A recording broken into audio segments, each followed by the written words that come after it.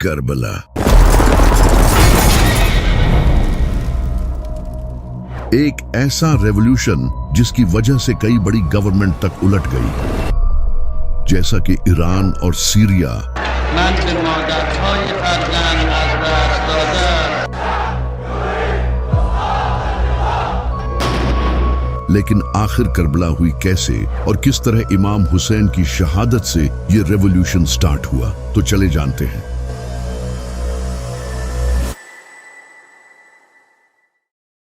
جب یزید کو معاویہ نے امام حسن علیہ السلام کی ٹریٹی توڑ کر خلیفہ بنا دیا تو اپنی موت سے پہلے معاویہ نے اپنے بیٹے یزید کو وارن کیا اور کہا کہ حسین سے ہوشیار رہنا، اگر یہ تیرے خلاف کھڑا ہوا تو تو نہیں بچے گا۔ یزید یہ جان گیا تھا کہ حسین کی بیعت لینا سب سے امپورٹنٹ ہے، کیونکہ اگر حسین نے بیعت کر لی تو باقی بھی بیعت کر لیں گے۔ یزید ایک نمبر کا ظالم اور شرابی تھا، وہ یہ اچھے سے جانتا تھا کہ لوگ اس کی بیعت نہیں کریں گے، تو اس نے زبردستی تلوار کی نوک پر لوگوں سے بیعت لینا شروع کر دی۔ اس نے اپنے سارے گورنرز کو خط بھیجے اور کہا کہ وہ اس کے لیے زبردستی لوگوں سے بیعت لیں، تو اس کے گورنرز نے لوگوں کو مار پیٹ کے ان سے زبردستی بیعت لینا شروع کر دی۔ تبھی مدینہ کا گورنر ولید بن عتبہ نے امام حسین علیہ السلام کو رات کے وقت سیکریٹلی بلایا اور کہا کہ وہ یزید کی بیعت کر لیں، لیکن امام حسین علیہ السلام نے کہا کہ میں کبھی بھی یزید کی بیعت نہیں کروں گا۔ یہ کہہ کر امام حسین اسی رات اپنی فیملی کو لے کر مکہ چلے گئے، جہاں وہ کئی مہینوں تک رہے۔ جب امام حسین علیہ السلام مکہ میں تھے تو وہاں انہیں کوفے کے کئی لوگوں نے خط بھیجے اور کہا کہ ہمارا آپ کے سوائے کوئی امام نہیں، آپ ہمارے پاس آئیں، ہم آپ کا ساتھ دیں گے اور اس یزید کے خلاف لڑیں گے۔ تو امام حسین علیہ السلام نے مسلم بن عقیل کو کوفہ کی سچویشن کا جائزہ لینے کے لیے بھیجا۔ مسلم بن عقیل کوفہ پہنچے اور وہاں کے لوگوں نے ان کا اچھے سے ویلکم کیا اور 18,000 سے زیادہ لوگوں نے امام حسین کے ہاتھ پر بیعت کرنے کا وعدہ کیا۔ جب یزید کو یہ پتا چلا کہ میرے خلاف لوگ فوج کھڑی کرنے والے ہیں تو اس نے فوراً کوفہ کے گورنر نعمان بن بشیر کو ہٹا کر ان کی جگہ عبید اللہ بن زیاد کو گورنر بنا دیا تاکہ وہ وہاں جا کر اس موومنٹ کو ختم کر سکے۔ تو عبید اللہ بن زیاد بڑی ہی چالاکی سے رات کے اندھیرے میں امام حسین کی طرح کے کپڑے پہن کر اور اپنا منہ چھپا کر کوفہ میں انٹر ہوا۔ جب لوگوں نے اسے دیکھا تو انہیں لگا کہ امام حسین انہیں لیڈ کرنے آئے ہیں۔ لوگ خوشیاں منانے لگے اور اس کے ہاتھ چومنے لگے۔ اس وقت الیکٹریسٹی تو ہوتی نہیں تھی تو رات کے وقت کسی کو پتہ نہیں چلا۔ عبید اللہ بن زیاد کوفہ کے محل میں انٹر ہو گیا اور اگلے ہی دن اس نے اپنی اصلیت لوگوں کے سامنے ظاہر کر دی اور کہا کہ جو بھی حسین کا ساتھ دے گا اس کا انجام بہت برا ہوگا۔ اس نے مسلم بن عقیل کو بھی پکڑ لیا اور انہیں محل کی چھت سے پھینک کر شہید کر دیا، اور جو بھی لوگ امام حسین کا ساتھ دینے والے تھے ان میں سے کئی لوگوں کو شہید کر دیا اور کئی لوگوں کو جیلوں میں ڈال دیا۔ امام حسین علیہ السلام اس وقت تک کوفے کی طرف اپنی فیملی کے ساتھ نکل چکے تھے، کیونکہ وہ پچھلے 4 مہینوں سے مکہ میں ٹھہرے ہوئے تھے اور حج کے موقع پر کئی ہزار مسلمان آ کر انہیں فالو کرنے کا وعدہ کر رہے تھے۔ یزید کو جب یہ پتا چلا تو اس نے اپنے کچھ بندے احرام کی حالت میں امام حسین علیہ السلام کو شہید کرنے کے لیے بھیجے۔ جب امام حسین کو اس کا پتا چلا کہ یزید نے انہیں مارنے کے لیے جاسوس بھیجے ہیں تو انہوں نے مکہ چھوڑنے کا فیصلہ کیا اور جانے سے پہلے خطبہ دیا اور کہا کہ جو ہمارا ساتھ دے گا وہ شہید ہوگا اور جو پیچھے رہ جائے گا وہ کبھی بھی اس عظیم کامیابی کو حاصل نہیں کر سکے گا۔ یہ کہہ کر امام حسین علیہ السلام کوفے کی طرف روانہ ہو گئے، لیکن انہیں یہ نہیں پتا تھا کہ کوفہ میں عبید اللہ بن زیاد نے قبضہ کر لیا ہے۔ ان کے کئی ساتھیوں نے انہیں وہاں جانے سے منع بھی کیا، لیکن امام حسین علیہ السلام ٹوٹل 70 سے 80 لوگوں کے ساتھ کوفہ کی طرف روانہ ہو گئے۔ وہ کسی جنگ کے لیے نہیں جا رہے تھے بلکہ اپنی فیملی کے ساتھ کوفہ کے لوگوں سے ملنے جا رہے تھے۔ یہ عظیم قافلہ ریگستان میں اپنے سفر پر روانہ تھا کہ تبھی انہیں مسلم بن عقیل کی شہادت کی خبر ملی، جسے سن کر इनके कई साथियों का मोराल टूट गया और कुछ लोगों ने वापस जाने का सोचा। तो इमाम हुसैन अलैहिस्सलाम ने इन्हें कहा कि हम अल्लाह की तरफ से आए हैं और हमें इसी की तरफ लौट कर जाना है। हमें ये सफर पूरा करना है और मैं वापस नहीं मुड़ सकता। तो इसके बाद इनका काफिला वापस से कूफे की तरफ रवाना हो गया। तभी रास्ते में एक जगह जब काफिले ने क़याम किया तो इमाम हुसैन सो रहे थे। तभी उन्होंने ख्वाब में अपने नाना नबी सल्लल्लाहु अलैहि वसल्लम को देखा। आपने इमाम हुसैन अलैहिस्सलाम को फरमाया, ए हुसैन आगे बढ़ो, अल्लाह तुम्हें शहीद देखना चाहता है। तो इमाम हुसैन अलैहिस्सलाम ख्वाब से उठे और आपने अपने साथियों से ये ख्वाब शेयर किया और उन्हें कहा कि जो वापस जाना चाहते हैं वो चले जाएं, क्योंकि अब जो मेरे साथ रहेगा वो मारा जाएगा। कुछ लोग छोड़ गए लेकिन बाकी इनके साथ रहे। तो काफिला फिर से अपनी मंजिल की तरफ रवाना हो गया। तभी रास्ते में इन्हें एक और काफिला दिखाई दिया जो कि ज़ुहैर बिन कैन का काफिला था। इनकी मुलाकात इमाम हुसैन से हुई। इस मुलाकात के बाद ज़ुहैर बिन कैन ने अपनी बीवी को तलाक दे दी और कहा कि तुम बाकी सबके साथ जाओ, क्योंकि मैं अब इमाम हुसैन अलैहिस्सलाम के साथ अपनी जान दूंगा। वहीं दूसरी तरफ यजीद को यह पता चल चुका था कि इमाम हुसैन कूफा की तरफ रवाना हो चुके हैं। तो इस नापाक ने हुर बिन यजीद को 1000 के लश्कर के साथ इमाम हुसैन अलैहिस्सलाम के काफिले की तरफ भेजा। हुर बिन यजीद ने अपने लश्कर के साथ इमाम हुसैन के काफिले को रास्ते में ही एक जगह दरियाए फुरात के किनारे रेगिस्तान में रोक लिया। इमाम हुसैन ने अपने साथियों से पूछा कि ये कौन सी जगह है, तो उन्होंने बताया कि ये करबला है। इमाम हुसैन अलैहिस्सलाम की आंखों में आंसू आ गए और आपने फरमाया, यही वो जगह है जहां हमारा खून बहाया जाएगा। इमाम हुसैन अलैहिस्सलाम ने हुक्म दिया कि यहीं खैमे गाड़ दो, अब हम आगे नहीं बढ़ेंगे। ये वही जगह थी जहां से जब इमाम अली अलैहिस्सलाम जंगे सफीन से वापसी लौट रहे थे तो आपने यहाँ रुक कर फरमाया था, ऐ हुसैन, उस दिन सब्र करना जिस दिन तुम्हारा बाप तुम्हारी मदद के लिए तुम्हारे पास नहीं होगा। तुम करबला की जमीन पर सब्र करना, क्योंकि वहां तुम्हें अकेले मौत का सामना करना पड़ेगा।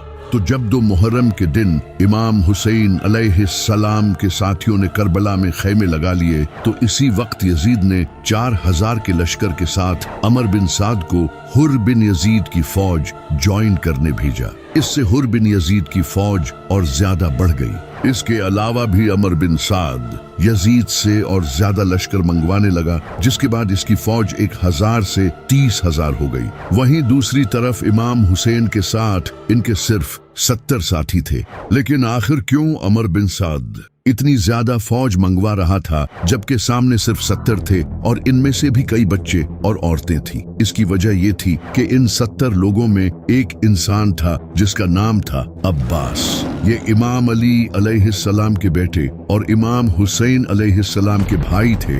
ये इतने बहादुर थे कि जब ये जंग में लड़ते थे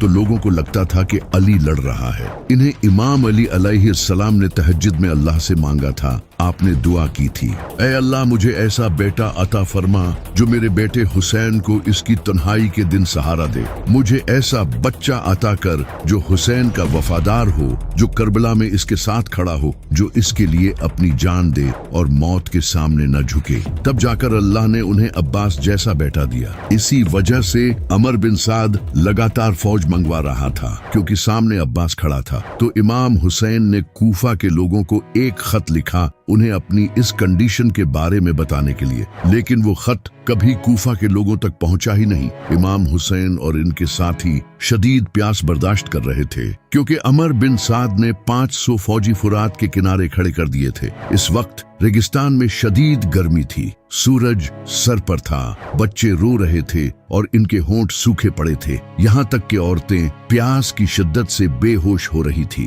प्यास की वजह से इमाम हुसैन के साथी कमजोर हो रहे थे, लेकिन इनका जज्बा मजबूत था। इमाम हुसैन अलैहिस्सलाम के एक बेटे इमाम ज़ैनुलाब्दीन अलैहिस्सलाम पहले ही बीमार थे। बीबी सकीना इमाम हुसैन के पास आकर बार बार पूछ रही थी कि बाबा पानी कहाँ है। इमाम हुसैन अलैहिस्सलाम ने दुश्मनों को पैगाम भेजा कि अगर तुम्हें मुझसे दुश्मनी है तो इन बच्चों और औरतों को तो पानी पीने दो, इनका क्या कसूर है। लेकिन उनका आगे से जवाब आया कि हमें उबैदुल्लाह बिन जियाद ने सख्त ऑर्डर दिया है कि इन्हें एक बूंद भी पानी नहीं देना। अगले दिन 8 मुहर्रम को इमाम हुसैन अलैहिस्सलाम ने अमर बिन साद से निगोशिएशंस करने की कोशिश की, लेकिन इनकी एक ही डिमांड थी कि यजीद की बैत करो, जो कि इमाम हुसैन कभी करने को तैयार नहीं थे। प्यास की वजह से दिल की धड़कन तेजी से बढ़ रही थी, खून गाढ़ा होने की वजह से बॉडी को पंप करने में मुश्किल हो रही थी, ब्रेन फंक्शंस कम हो रहे थे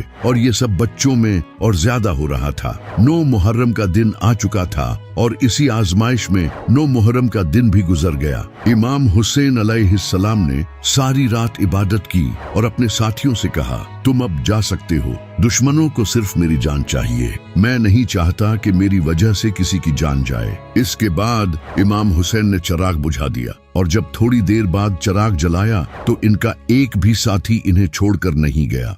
हुर बिन यजीद को जब ये पता चला कि अमर बिन साद इमाम हुसैन के खिलाफ जंग करेगा तो उन्होंने इमाम हुसैन की फौज ज्वाइन कर ली, क्योंकि वो इमाम हुसैन की इज्जत करते थे।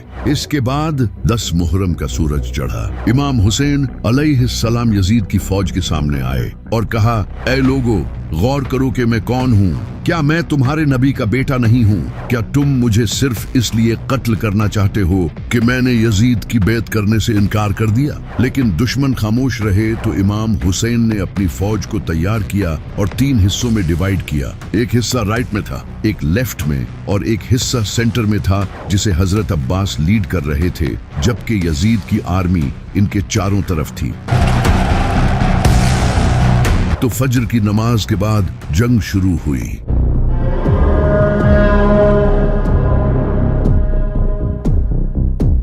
इमाम हुसैन अलैहिस्सलाम के कई साथी एक एक करके शहीद होते रहे।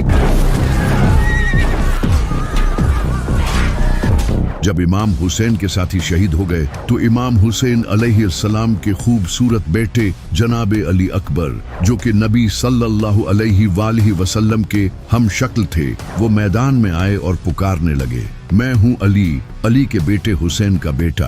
हम नबी के घर वाले हैं और अल्लाह की कसम हम कभी भी बातिल के सामने नहीं झुकेंगे। जब यजीद की फौज ने जनाबे अली अकबर के चेहरे को देखा तो वो खामोश हो गए। कुछ ने तो नजरें नीची कर ली और कुछ ने अपने चेहरे फेर लिए, क्योंकि जनाबे अली अकबर नबी सल्लल्लाहु अलैहि वसल्लम के हम शक्ल थे। ऐसा लग रहा था जैसे नबी सल्लल्लाहु अलैहि वसल्लम ही मैदान में आ गए हों। इसके बाद वो आगे बढ़े और एक के बाद एक दुश्मन को मारते गए, लेकिन दूर से किसी ने इनके सीने में नेजा मारा,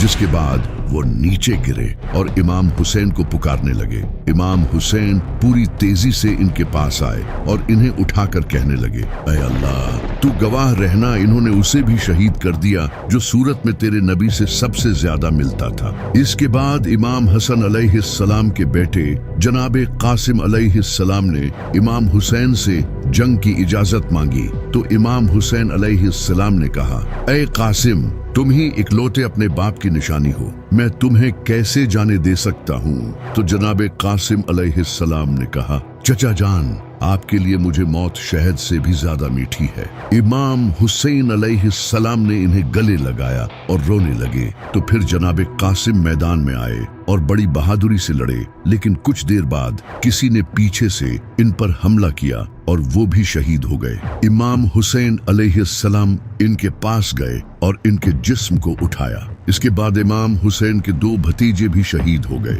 हजरत अब्बास अलैहिस्सलाम भी जंग में मसरूफ थे। जब उन्हें बच्चों के रोने की आवाज आई तो उन्होंने इमाम हुसैन अलैहिस्सलाम से पानी लाने की इजाजत मांगी। इमाम हुसैन ने उन्हें इजाजत दे दी। इसके बाद हजरत अब्बास अलैहिस्सलाम अपने घोड़े पर सवार हुए और यजीद की आर्मी को चीरते हुए फुरात की तरफ बढ़े। वो रास्ते में आने वाले हर एक को खत्म करते गए और दरिया पर पहुंच गए। वहां पहुंचकर उन्होंने पीने के लिए अपने हाथों में कुछ पानी लिया, लेकिन जैसे ही उन्हें याद आया कि इनका खानदान प्यासा है तो उन्होंने पानी अपने हाथों से गिरा दिया। इसके बाद वो अपने मशकीजे में पानी लेकर अपने घोड़े पर बैठे और वापस खेमों की तरफ बढ़ने लगे, लेकिन तभी कुछ दुश्मनों ने इनके बाजू पर हमला किया और इनका एक बाजू काट दिया। उन्होंने दूसरे हाथ में मशकीज़े को पकड़ लिया, लेकिन इनका दूसरा हाथ भी काट दिया गया। तो उन्होंने अपने मुंह में मशकीज़े को पकड़ लिया, लेकिन इसके बाद उन्हें शहीद कर दिया गया।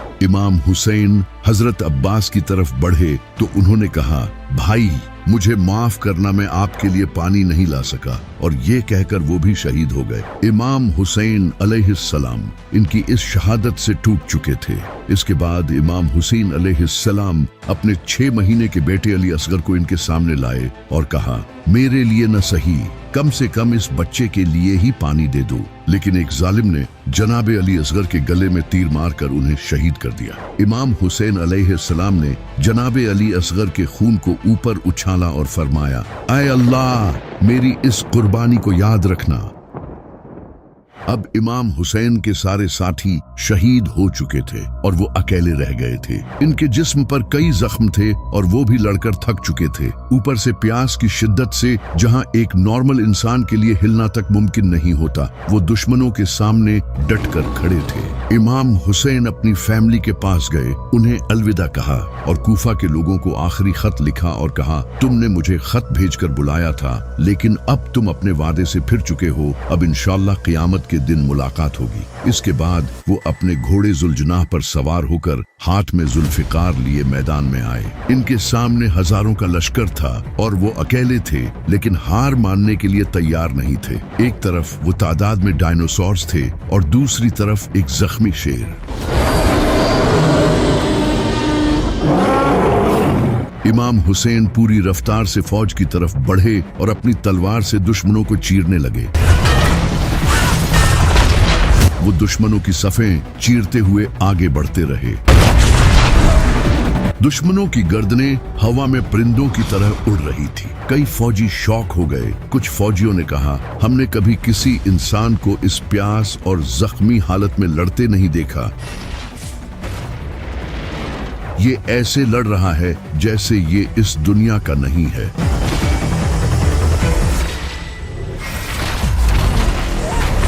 यजीद की फौज के कई कमांडर्स ने एक साथ हमला करने का कहा, लेकिन कोई भी इमाम हुसैन को फेस करने के लिए तैयार नहीं था। 10 फौजी एक साथ इमाम हुसैन अलैहिस्सलाम से लड़ने आते, लेकिन फिर भी वो इनका मुकाबला नहीं कर पा रहे थे। ऐसा लग रहा था जैसे अली खुद जुल्फिकार लेकर मैदान में लड़ रहे हों। दूर खड़े अमर बिन साद ने जब ये देखा तो इसने ये देखकर अपनी फौज को कहा, चारों तरफ से हमला करो और हुसैन पर दूर से तीर बरसाओ। जब इमाम हुसैन पर हजारों तीर बरसे तो वो खुद को बचा न सके और इनका पूरा जिस्म तीरों से भर गया। इमाम हुसैन अलैहिस्सलाम अपने घोड़े से गिरे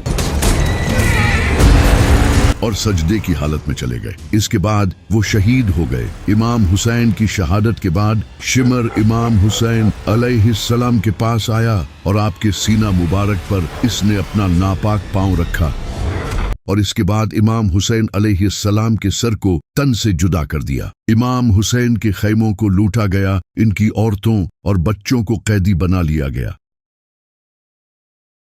इमाम हुसैन की शहादत के बाद एक ऐसा रिवॉल्यूशन आया जो कि आज तक कायम है। इमाम हुसैन की शहादत का जब कूफा के लोगों को पता चला तो उन्होंने इमाम हुसैन की कब्र पर आकर कसम खाई कि वो यजीद के खिलाफ आखिरी दम तक लड़ेंगे। इनका इम्तिहान हमारी तलवार ही लेगी। इसके बाद उन्होंने यजीद के खिलाफ जंग की और शहीद हो गए। इसके बाद मक्का में अब्दुल्लाह बिन जुबैर ने यजीद की बैत करने से इनकार कर दिया। यहाँ हम उनको रोकेंगे। जिसके बाद मक्का के मुसलमानों ने यजीद से जंग की और हजारों मुसलमान शहीद हुए। ना रहम करो। इसके बाद मदीना के लोगों ने भी यजीद की बैत तोड़ दी।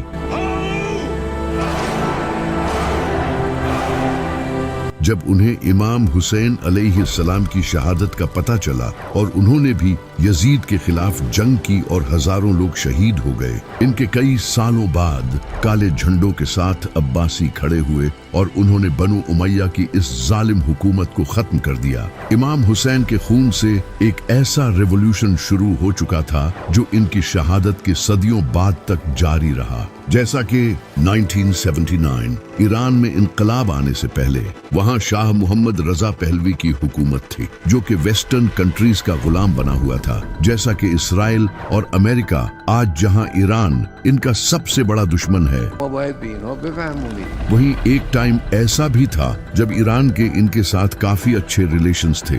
On behalf of all of my fellow Americans in welcoming you to the United States. اس وقت ایران میں فل ویسٹرن کلچر تھا اور ریلیجیس اسکالرز تک کو سپریس کیا جاتا تھا۔ تبھی ایک انسان کھڑا ہوا جس کا نام تھا آیت اللہ خمینی۔ خمینی نے لوگوں کو بتانا شروع کیا کہ ہر دن عاشورہ کا دن ہے اور ہر زمین کربلا کی زمین ہے، یعنی کہ وہ لوگوں کو یہ کہنے لگے کہ ہمیں کربلا کی طرح اس یزید کے خلاف بھی کھڑا ہونا پڑے گا اور ایران میں رجیم چینج لانا ہوگا۔ خمینی نے مجلسوں میں لوگوں کو اویئر کرنا شروع کیا، لوگ ان کی بات سمجھنے لگے اور لبیک یا حسین کے نعرے لگانے لگے۔ لوگ امام حسین علیہ السلام کے جھنڈے اٹھانے لگے اور یہاں تک کہ کئی ہزاروں مسلمانوں نے حکومت سے لڑنے میں اپنی جان تک دی۔ لوگ امام حسین علیہ السلام کی سٹوری سے موٹیویٹ ہونے لگے اور اسی طرح آیت اللہ خمینی نے ایران کی حکومت پلٹ دی، من به مادرهای فرزند از دست دادم. جس کے بعد ایران میں ویسٹرن کلچر ختم کر کے اسلامی حکومت لائی گئی۔ ایران کی اسلامی موومنٹ سے انسپائر ہو کر نائجیریا میں شیخ ابراہیم نے بھی شیعہ موومنٹ سٹارٹ کی۔ یہ لوگ بھی امام حسین کے نعرے لگانے لگے اور پروٹیسٹ کرنے لگے، جسے دیکھ کر دسمبر 2015 میں نائجیریا کی سیکیورٹی فورسز نے ان پر اٹیک کیا اور 1000 سے زیادہ شیعہ مسلمان شہید ہوئے، جس میں سے 3 تو شیخ ابراہیم کے بیٹے تھے۔ شیخ ابراہیم اور ان کی بیوی کو گولی ماری گئی اور بغیر کسی مقدمے کے انہیں جیلوں میں ڈال دیا گیا۔ اسی طرح عراق کے لوگوں نے حکومت کی کرپشن، غربت اور امریکہ کی فورن انٹرفیرنس سے تنگ آ کر حکومت کے خلاف پروٹیسٹ شروع کر دیے۔ Iraq is dealing with a fourth day of violent anti-government protests. یہ پروٹیسٹرز خود کو حسین اور حکومت کو یزیدی بولنے لگے۔ 100 سے زیادہ لوگوں نے اپنی جان دی 5 Iraqis died in clashes between police and anti-government protesters in اور ہزاروں لوگ زخمی ہوئے۔ کئی لوگوں کو سنائپرز کے ذریعے مارا گیا اور ان پروٹیسٹرز کے کیمپس تک جلائے گئے، ایگزیکٹلی جس طرح امام حسین کے خیمے جلائے گئے تھے۔ اسی سال لبنان کے لوگوں نے حکومت کی کرپشن اور سیاسی نظام سے تنگ آ کر حکومت کے خلاف پروٹیسٹ کیے۔ لوگ خود کو حسینی کہنے لگے اور کالے جھنڈے اٹھا کر پروٹیسٹ کرنے لگے۔ ان پروٹیسٹرز پر بھی گورنمنٹ نے ٹیئر گیس چھوڑی اور کئی لوگوں کو اریسٹ بھی کیا گیا۔ لیکن اس پروٹیسٹ کے 2 ہفتے بعد ان کے پرائم منسٹر سعد حریری نے ریزائن کر دیا۔ توجه إليكم بهذا الخطاب اسی طرح 2011 میں بحرینی پروٹیسٹ ہوئے، جب بحرین میں شیعہ میجورٹی پر سنی حکومت تھی اور شیعہ کو اپریس کیا جا رہا تھا، تو انہوں نے بھی پروٹیسٹ شروع کر دیے۔ ان کے علاوہ 2020 میں انڈین پروٹیسٹ، اسی سال بلیک لائیوز میٹر پروٹیسٹ اور پاکستان میں بھی پروٹیسٹ کیے گئے ہیں، جن کے پیچھے کی انسپریشن کربلا تھی۔ یہی وہ ریولوشن ہے جو امام حسین نے اپنے خون سے شروع کیا، جسے آج بہت سے لوگ نہیں جانتے۔ اسلام خود ایک پولیٹیکل ریلیجن ہے۔ نبی صلی اللہ علیہ وآلہ وسلم خود ایک پولیٹیشین تھے۔ آپ نے کافروں سے ڈیل کی اور اسلام کو اسٹیبلش کیا۔ اسی طرح پہلے خلیفہ حضرت ابو بکر رضی اللہ تعالیٰ عنہ بھی ایک پولیٹیشین تھے، اور حضرت عمر رضی اللہ تعالیٰ عنہ، جنہوں نے رومن اور پرشین امپائرز کے خلاف جنگیں کی اور اس سے اسلام پوری دنیا میں پھیلا۔ امام علی علیہ السلام بھی پولیٹیشین تھے، جو کہ حضرت ابو بکر، عمر اور عثمان کے دور میں حکومت کے ساتھ رہے اور انہیں مشورے دیتے تھے اور اپنے دور میں بھی حکومت کی۔ اسی وجہ سے اسلام ایک پولیٹیکل ریلیجن ہے۔ اسلام کا خود کا خلافت سسٹم ہے۔ یہ دین حکومت کرنے کے لیے ہی بنا ہے۔ اگر مسلمانوں پر کافر حکومت کریں گے تو مسلمانوں کی نماز اور روزے کا کوئی فائدہ نہیں ہوگا۔ یہ کافر ظلم کریں گے اور مسلمان کچھ نہیں کر پائیں گے، جو کہ آج آپ فلسطین میں دیکھ سکتے ہو۔ اسی وجہ سے سب سے پہلے ہمیں پولیٹیکل ایکٹیو ہونا پڑے گا اور اللہ کی حکومت قائم کرنی پڑے گی، ورنہ ہماری نمازوں کا کوئی فائدہ نہیں۔ اسی وجہ سے علامہ اقبال نے کہا تھا کہ لوگ جس دین کو مسجدوں میں تلاش کرتے ہیں، وہ دین کربلا کی زمین پر پڑا ہے۔